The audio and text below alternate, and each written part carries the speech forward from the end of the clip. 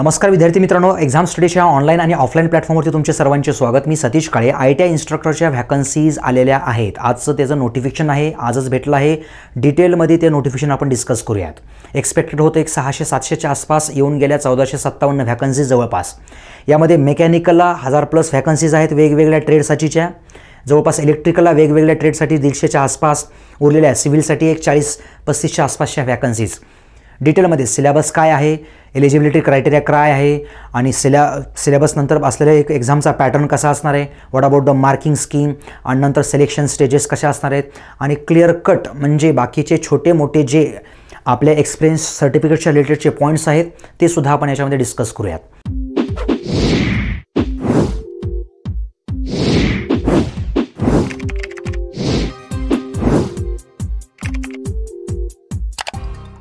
ITI instructor government post आहे। पे scale चांगला असतो, 7व्या वेतनाप्रमाणे तुम्हाला इथं पे स्केल असणार आहे।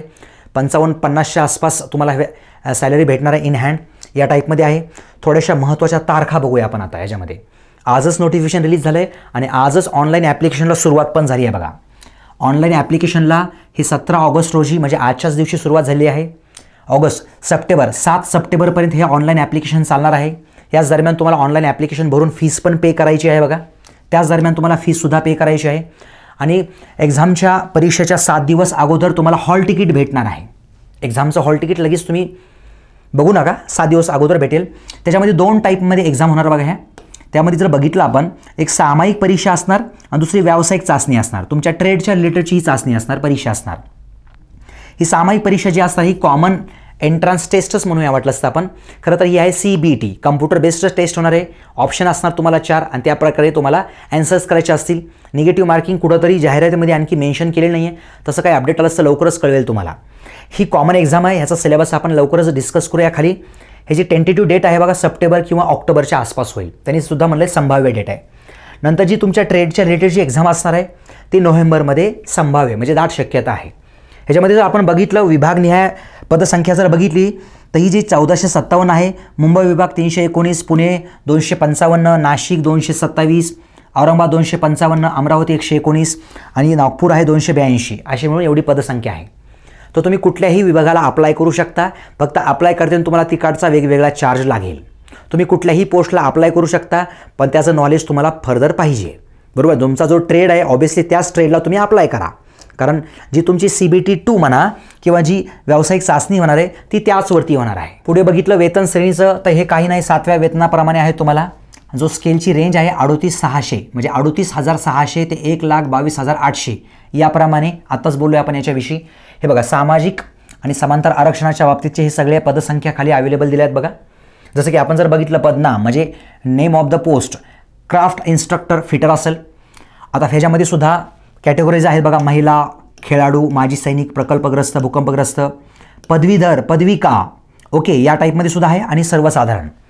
सो या टाईपमध्ये अशा व्हॅकन्सीज त्यांनी प्रॉपरली दिलेल्या आहेत बघा। ह्या थोड्याशा तुम्ही बघून घ्याव्यात।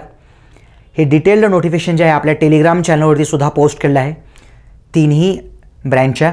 पुढं आहे बघा शिल्पनिदेशक, कातारी, क्राफ्ट इन्स्ट्रक्टर, त्याप्रमाणे त्याचं डिस्ट्रीब्युशन दिलेलं आहे बघा। हे कॅटेगरीप्रमाणे प्रत्येकाचं डिस्ट्रीब्युशन आहे बघा। असं खूप सगळं आहे, खूप सगळा वेळ जाईल आपला अननेसरी। इथं तुम्ही मोबाईलमध्ये घेऊन त्याला प्रॉपरली बघून घ्या एकदा। ऑब्वियसली याच्यामध्ये जे काही पोस्ट मेन्शन केले आहेत बघा, तर ऑब्वियसली क्राफ्ट इन्स्ट्रक्टर आहे, वेल्डर आहे, ऑब्वियसली याला कोण एलिजिबल असणार, मेकॅनिकलचे एलिजिबल असणार।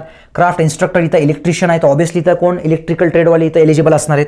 हे वायरमन असेल, इलेक्ट्रिकलवाले एलिजिबल असणार आहेत। सो या टाईपमध्ये हे डिटेल्स सुद्धा आपण पुढे डिस्कस करूयात। आणि प्रत्येक ठिकाणी जर तुम्ही बघितलं तर दिव्यांग आरक्षण प्रत्येक ठिकाणी दिलेलं आहे बघा। 5 संख्या, 10 संख्या, 20 संख्या काय जे असेल प्रत्येकासाठी इथं मेन्शन केलेलं आहे। हे सुद्धा तुम्ही खालून बघून घेऊ शकता। अनाथ असेल त्याच्यासाठी सुद्धा पदसंख्या मेन्शन आहे बघा। या टाईपमध्ये असलेले हे वेगवेगळ्या पोस्ट, ड्रेस मेकिंग, कॉस्मेटॉलॉजी आणि फॅशन, ज्यांचा जो काही ट्रेड होता त्या वेळेसचा त्यांना हे युजफुल आहे बघा फार। तर सगळ्यात महत्त्वाचं म्हणजे ह्या व्हॅकन्सीज आहेत फक्त महाराष्ट्रातील कॅन्डिडेटसाठी। म्हणजे ह्याच्यामध्ये लागणारं महत्त्वाचं सर्टिफिकेट म्हणजे काय, तुमचं डोमायसाईल। ह्याच्यामध्ये त्यांनी मेन्शन केलं बघा पॉईंट नंबर 7 मध्ये, ओके, उमेदवार भारतीय नागरिक व महाराष्ट्र राज्याचा आदिवासी असावा, हे सगळ्यात महत्त्वाचं असलेलं आहे।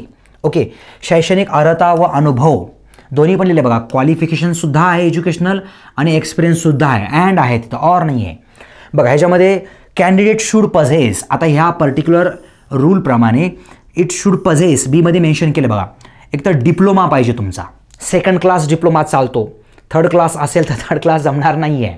ओके, ह्याची एलिजिबिलिटीज मेन्शन आहे अशी ही.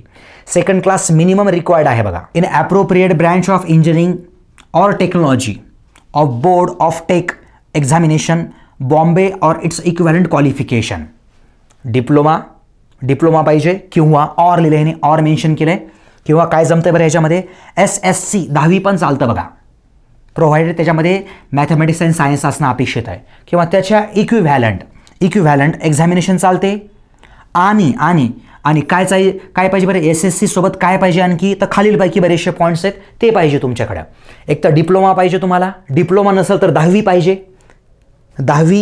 पाहिजे प्लस त्याच्यासोबत काय पाहिजे, 10वी सोबत हे खालील सर्टिफिकेट्स पाहिजे तुमच्याकडे. त्यामध्ये आहे बघा, national apprenticeship certificate in the appropriate trade of the national counselling for training in vocational trades or its equivalent. किंवा हे जर नसेल, आता ह्या भावना पोहोचतील ज्यांच्याकडे असं सर्टिफिकेट त्यांना लगेच समजत आहे. Okay, or national trade certificate in appropriate trade of the national counselling for the training in vocational trades or its equivalent. बघा, नॅशनल अप्रेंटिसशिप आहे इथं आणि नॅशनल ट्रेड सर्टिफिकेट आहे बघा, दोन्ही वेगळे आहेत. आणि नंतर आहे trade certificate in respective trade. National नसलं तरी चालतं, फक्त ट्रेड सर्टिफिकेट पाहिजे, रिस्पेक्टिव्ह ट्रेडमध्ये पाहिजे बघा. आणि तेच ते व्होकेशनल ट्रेड्सच्याच त्याच कोर्सेसमध्ये पाहिजे, हे एक्सपेक्टेड आहे त्यांच्या साईडनं. आणि जे कोण स्टुडंट्स कॅन्डिडेट्स हे डिफेन्स सर्व्हिसेसमध्ये होते कार्यरत, त्यांना तर हॅव्हिंग बेसिक क्वालिफिकेशन्स आणि possessing trade certificate and 2 years experience in the respective trade हे अपेक्षित आहे बघा. 2 वर्षाचा अनुभव असणं अपेक्षित आहे आणि त्या रिस्पेक्टिव्ह ट्रेड्समधलं सर्टिफिकेट असणं अपेक्षित आहे. आता ज्यांचं 10वी आहे बघा, 10वीसाठी अनुभव महत्त्वाचा आहे का बरं? येस, अनुभव महत्त्वाचा आहे. SSC प्लस ते ट्रेड सर्टिफिकेट. मग किती वर्षाचा अनुभव? 4 वर्षापेक्षा कमीचा अनुभव नको आहे बघा, 4 वर्षापेक्षा कमीचा अनुभव नको आहे. दुसरा प्रश्न असा येतो की सर माझा डिप्लोमा झाला आहे, मला अनुभव नाही आहे, मी जमणार का, एलिजिबल असणार का? येस, तुम्हाला कंपल्सरीच आहे असं काही नाही बघा. एक त्यांनी पॉईंट मेन्शन केला आहे, हे बघा कुठे पॉईंट आहे तो, provided further that the requirement of the experience may not be इन्सिस्टेड upon in case of the persons possessing the diploma in second class. Diploma जर असेल तुमचा सेकंड क्लासमधलाही चालतो, जर तो असेल तर त्याला इन्सिस्ट नाही आहे, काही एकदमच बंधनकारक नाही आहे बघा. ओके, आणि इन्स्ट्रक्टरसाठी एक स्पेशल सूचना आहे बघा, preference may be given to the candidate who have successfully completed training in the central training institute for the post of instructor. Okay, यासाठीचं हे असं काहीसं थोडा जास्तीचा प्रिफरन्स आहे इथं दिलेला या कॅन्डिडेट्सला. आता मध्ये हे बरेचसे क्लॉजेस वगैरे मेन्शन केले आहेत.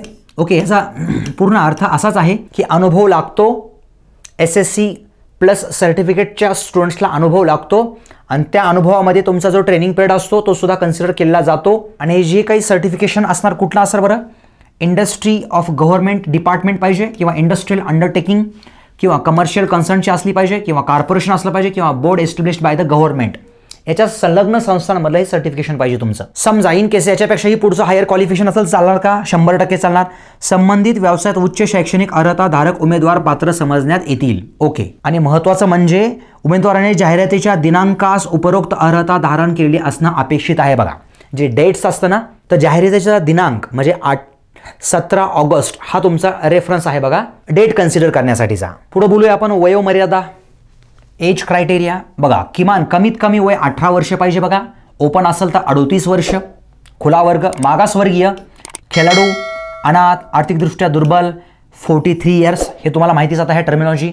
लेडीज फिमेल कॅन्डिडेट असेल तर 38 वय वर्ष ओपनसाठी. मागास असेल तर 43 वर्ष.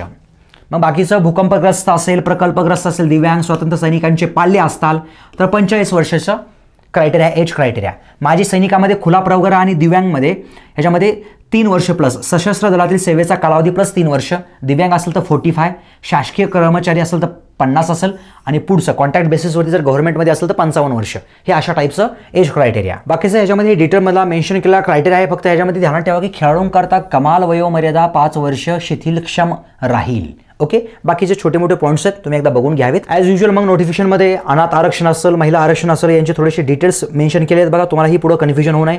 खेळाडू असेल, प्रकल्पग्रस्त असेल, जर ह्याच्यामध्ये काही कन्फ्युजन होत असेल तुम्ही ह्याला थोडं डिटेलमध्ये वाचून बघावं बघा. आणि जर काही कन्फ्युजन असेल, पदवीधारक अंशकालीन उमेदवार म्हणजेच कसं दरमहा कॉन्ट्रॅक्ट बेसिसवरती जर काम केलं असेल तर त्यांच्यासाठीच हे आहे बघा थोडंसं डिटेल्स. आणि विशेष म्हणजे जी काही ॲप्लिकेशन फीस आहे बघा, पदभरती शुल्क, सामायिक परीक्षा शुल्क जो असणार ओपनसाठी 850 असणार, 825 रुपये. बाकीच्यांसाठी मागासवर्गीयांकरता 750 असणार. फक्त माजी सैनिकांसाठी काही नसणार आहे बघा, काही चार्ज नसणार आहे. एकापेक्षा जर जास्त तुम्हाला अप्लाय करायचं असतील खुल्या वर्गासाठी 825 असणार, मागासवर्गीयांसाठी उमेदवाराकरता 750 असणार बघा. एकापेक्षा जास्त पोस्टला जर अप्लाय करायचा असेल तुम्हाला. हा झाला आपला CBT 1चा असं म्हणूया आपण थोडक्यात. CBT 2चा तसाच वेगळा आहे इथे. मग त्याचा CBT 1 नंतरचं सिलेक्शन कसं असणार, तर 45% असणार आहे. ते थोडंसं पुढे बघूया. ऑनलाईन पद्धतीने जर अर्ज करायचा असेल तर www.dvet.gov.in या तुम्हाला पोर्टलवरती जाऊन व्हिजिट करायचं आहे बघा. आणि महत्त्वाचं म्हणजे जो काही तुमचा जन्मतारीख, ईमेल ID हे सगळं थोडंसं व्यवस्थित द्या, कारण तुमचं फर्दर कम्युनिकेशन इथं होणार आहे. मोझिला फायरफॉक्स, गुगल क्रोम या टाईपचा सिस्टमचा वापर करावा, जेणेकरून अडचण येणार नाही. आणि महत्त्वाचं म्हणजे हा एक्झाम पॅटर्न एकदा बघून घ्यावा तुम्ही. बघा, शिल्प निदेशक पदनाम, विषयनिहाय प्रश्नसंख्या, मराठी लँग्वेज 15 प्रश्न, इंग्लिश लँग्वेज 15 प्रश्न, जनरल इंटेलिजन्स 15 प्रश्न आणि जनरल नॉलेज 15 प्रश्न. असं मिळून किती झाले, प्रश्नसंख्या झाली आपली 60. प्रत्येक प्रश्नासाठी किती गुण आहेत, 2 मार्क्स आहेत. टोटल गुण किती झाले, 120. किती कालावधी आहे ह्या 60 प्रश्नांसाठी, तर 1 तासाचा कालावधी आहे. लेवल काय असणार बरं क्वेश्चनची, SSC लेवलचे प्रश्न, 10वीच्या लेवलचे प्रश्न. माध्यम मराठीमध्ये सुद्धा पेपर अवेलेबल आहे, इंग्लिशमध्ये सुद्धा आहे अवेलेबल. परीक्षेचे जर स्वरूप बघितले तर आपण ऑब्जेक्टिव्ह टाईपचे क्वेश्चन्स असतात. तुम्हाला हे कम्प्युटरवरनं हे क्वेश्चन्स अटेम्प्ट करायचे आहेत, म्हणजे CBT कम्प्युटर बेस्ड टेस्ट. ह्याच्यामधला जर सिलेबस आपण बघितला ह्या पहिल्या एक्झामचा, तर general intelligence as per the standard syllabus हा लवकरच मी मेन्शन करेल. आपल्या टेलिग्रामला. मराठी लँग्वेजचे ॲज युजल आपलं जे मराठी असते कॉमन 10वीच्या लेवलचं, ते सगळं पार्ट ऑफ सेंटेन्स, कर्ता, कर्मा, हे ते सगळं काही असं काही असणार बघा. हा सिलेबस तोच आहे ना, प्रत्येक एक्झामला आपण बघतोय ना मागं. बघा इंग्लिशचाही तसाच सिलेबस असतो बघा. Questions in the component will be decide, हे त्याचा सिलेबस मेन्शन केला. Synonyms, antonyms, idioms, phrases, substitution, verbs हा सगळा. आणि नंतर शेवटी आहे बघा GK मध्ये जिओग्राफी, एन्व्हायरमेंट, सोशल, हिस्ट्री असेल, करंट अफेअर्स असतील. Okay, questions about Maharashtra, current अफेअर्समध्ये स्पेसिफिक त्यांनी मेन्शन केलं बघा. GK इकडचं असणार आहे आपल्याकडचं. ओके, नंतर हे आन्सर की वगैरे देऊन टाकतील. याच्यामध्ये जर तुम्हाला किमान 45% जर मार्क्स पडले असतील, 45% मार्क्स जर आले असतील तरच तुम्ही पुढच्या टेस्टला एलिजिबल असणार. म्हणजे त्याच्या मेन्स एक्झामला म्हणा वाटलंच तर CBT 2ला म्हणा. जर 45% जर कमी गुण आले असतील तर तुम्हाला पुढची एक्झाम द्यायला जमणार नाही, म्हणजेच तुम्ही एलिजिबल राहणार नाहीत बघा. 45% म्हणजे एक अंदाजे 54 मार्क्सपेक्षा जास्त मार्क्स तुम्हाला इथं घेणं अपेक्षित आहे बघा 120 पैकी. व्यावसायिक चाचणीचे स्वरूप, दुसऱ्या परीक्षेची जी ट्रेडच्या रिलेटेडची एक्झाम असणार त्याचे हे स्वरूप आहे बघा. हे तेच आहे आपला ITI इन्स्ट्रक्टर. विषय संबंधित व्यवसाय अभ्यासक्रम ट्रेड रिलेटेड असणार तुमचा. जो तुमचा ट्रेड आहे त्याच्याच रिलेटेड. मेकॅनिकलमध्ये सुद्धा हे खूप सगळे ट्रेड्स आहेत ना, तोच तुमचा वायरमन, क्राफ्ट्समन हे जे काही असेल त्या ट्रेडच्या related. Okay, mode of language काय असणार, मराठी किंवा इंग्लिश आहे. एकूण प्रश्नसंख्या 40 प्रश्न असतील बघा. प्रत्येक प्रश्नाला 2 मार्क्स आहेत. असे मिळून ही जी दुसरी एक्झाम जी होणार आहे आपली ट्रेड रिलेटेडची, ती 80 मार्क्सची होणार आहे.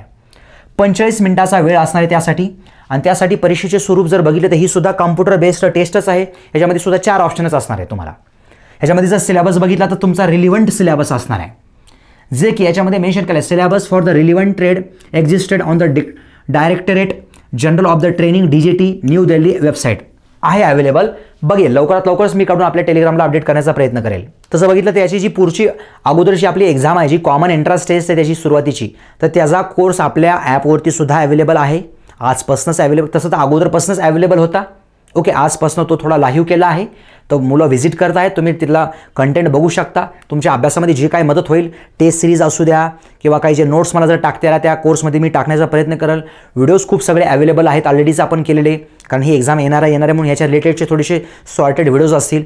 असं काहीच आपल्या एक्झाम स्टडी ॲपवरती हे सगळं काही अवेलेबल आहे बघा. पुढे जर इन केस जर पहिली सामायिक परीक्षा झाली तर तुम्हाला जर क्वेश्चनमध्ये जर काही आक्षेप वाटला किंवा गडबड वाटली तर तुम्ही आक्षेप तसा नोंदवू शकता तुमचा. पर क्वेश्चन्सप्रमाणे तुमचे 200 रुपये चार्ज लावतील तुम्हाला ते. पुढे याचा जो सिलेक्शनचा प्राधान्यक्रम असणार आहे, ओके, सिलेक्शनचा जो प्रिफरन्स असणार आहे तो असा खाली दिल्याप्रमाणे काही असणार आहे बघा. ज्याकडे हे सीट्सचं प्रशिक्षण पूर्ण केलेलं सर्टिफिकेट असेल किंवा सीट्सचं एलिजिबिलिटी असेल त्यांना जास्त प्राधान्य दिलं जाईल बघा याच्यामध्ये CITSचं. दुसरा प्रिफरन्स हे आत्महत्याग्रस्त शेतकऱ्याच्या पाल्यास प्राधान्य दिलं जाईल जास्तीचं. हेही जर एखाद्याचं इक्विव्हॅलंट होत असेल, समान होत असेल, कारण असं होतं बघा, कारण संख्या खूप सगळी आहे ना, 1400+ आहे, तर पॉसिबिलिटी अशी आहे की खूप सगळे स्टुडंट्स आता याला अप्लाय करतील. तर ह्या केसमध्ये समान होऊ शकतं बघा, सारखं होऊ शकतं बघा. मग सारखं झाल्यास पुढे ज्येष्ठ असल्यास ज्याचं वय जास्त त्याला जास्त प्राधान्य दिलं जाईल पुढे. मग किंवा तसं काही आत्महत्याग्रस्त पाल्य नसल्यास वयाप्रमाणे थोडीशी क्रायटेरिया इथं मेन्शन केलेलं आहे बघा. तसंही नसल्यास तर उच्चस्तरीय हायर एज्युकेशनला थोडा प्रिफरन्स दिला जाईल. तसंही होत नसल्यास किंवा समान जर येत असल्यास अंतिम दिनांकाप्रमाणे इथं उच्चस्तरीय आहे आणि इथं हे किमान शैक्षणिक अर्हतेप्रमाणे उच्चस्तरीय गुण प्राप्त केल्यास जास्त प्राधान्य दिले जाईल बघा. ओके, म्हणजे शेवटी त्यांनी क्रायटेरिया तसा लावलेला आहे. ॲज युजल इथं प्रोव्हिजनल सिलेक्शन लिस्ट असणार आहे, नंतर फायनल सिलेक्शन लिस्ट असणार आहे आणि त्याप्रमाणे ह्या पुढच्या प्रोसेसेस तुमच्या विचारात घेतल्या जातील. सो या टाईपमध्ये हे आहे बघा आपलं हे आलेली महत्त्वाची एक अपडेट. ओके, याच्यामध्ये काही जर अडचणी असतील तर तुम्ही आपल्या दिलेल्या नंबरवरती कॉल करू शकता. आपल्या टेलिग्राम चॅनल्सला तुम्ही जॉईन होऊ शकता. जेवढी काही मदत आपल्या साईडनं तुम्हाला पॉसिबल आहे तिथं म्हणा, सिलेबस डिटेल सिलेबस असू द्या किंवा काही प्रिव्हियस कॉन्टेंट आपल्याला काढता आलं तर ते आपण बघूया. प्रिव्हियस कॉन्टेंट तर आहेत, बट त्याला तो रेफरन्स ठेवायला थोडंसं अयोग्य वाटतो, कारण ही एक्झाम फार अगोदर झालेली आहे आणि त्याच एक्झामचे पेपर इथं तुम्ही ॲज अ रेफरन्स म्हणून वापरू शकत नाहीत. मॅक्सिमम पॉसिबिलिटी आत्ता बोलल्याप्रमाणे TCS कंडक्ट करत आहे, तर त्याच्या संबंधितचे लेटेस्ट पेपर बघणं अपेक्षित असतं बघा. आणि नाहीतरी SSC लेवलची प्रश्नपत्रिका तुम्ही अभ्यासाला सुरुवात करा बाकीच्या हे एक्झामच्या वाटलंच तर.